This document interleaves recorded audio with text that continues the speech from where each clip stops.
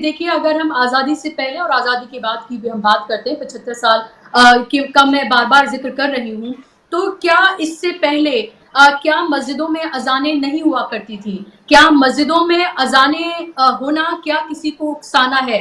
क्या वो उकसाती हैं वो अज़ानें? अगर दिन भर में 5 टाइम अगर 10 से 15 मिनट में पूरा टोटल टाइम लगा लूँ, तो क्या वो किसी को उकसाना है? और क्या अब दूसरे मज़हब के जो लोग हैं, क्या उनमें इतना बर्दाश्त नहीं रह गया है कि अगर किसी की अज़ान हो रही है तो वो उसको उसके कंपटीशन रखकर या जिस तरह से उनका पूरा दिमाग जो है, उनका माइंड जो है पल्यूट कर दिया गया है, एक हिंदू राष्ट्र का जो उनके ज़हन में जिस तरह से जो भर दिया गया है, उसके नाम पर पॉलिटिकली मोटिवेटेड ये जो भीड़ है, ये लगातार जो कर रही है, हम ये कह के कहीं न कहीं उसको जायज़ ठहरा रहे हैं।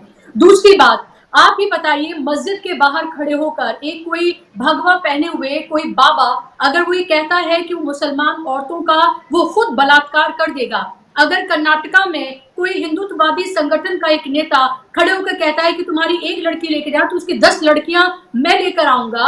उसके बाद लगातार मुस्लिम महिलाओं के बलात्कार की बात जो है कही जाती है, मस्जिद के बाहर खड़े होकर कही जाती है। मस्जिद के बाहर नंगी तलवारें और फरसे जो हैं वो लहराए जाते हैं।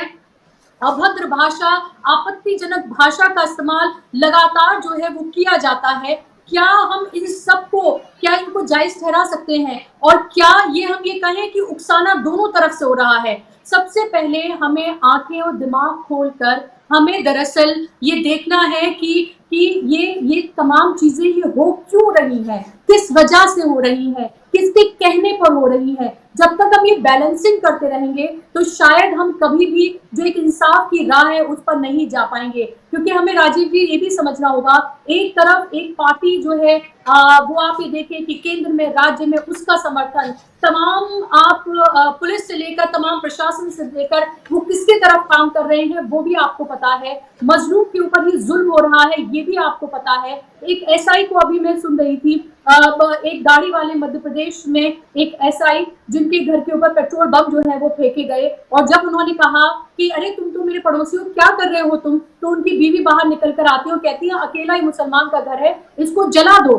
तो आप ये देखिए कि इतने सालों में ये किया गया है लोगों के जहन के साथ पूरी तरीके से। आप ये देखें कि एक चैनल है सुदर्शन, वो पूरा प्रोपेगेंडा ये चला रहा है कि मुसलमान से खरीद रहा है और हिंदू जो हैं वो खाली बैठे हुए हैं। उधर हिंदुत्ववादी संगठन ये कह रहे हैं कि मंदिरों के बाहर जो है मुसलमानों की दुकानें नहीं लगेंगी या जो हिंदू हैं वो मुसलमानों से ना खरीदें। इस हद तक, इस गंदगी तक जो है ये समाज आकर पहुंच गया है। और ये कहना कि ये मुट्ठी भर लोग हैं, ये कहना ये चंद लोग हैं, मैं इससे बिल्कुल डिसएग्री करती हूँ। और ये कहना कि सिर्फ इलेक्शन की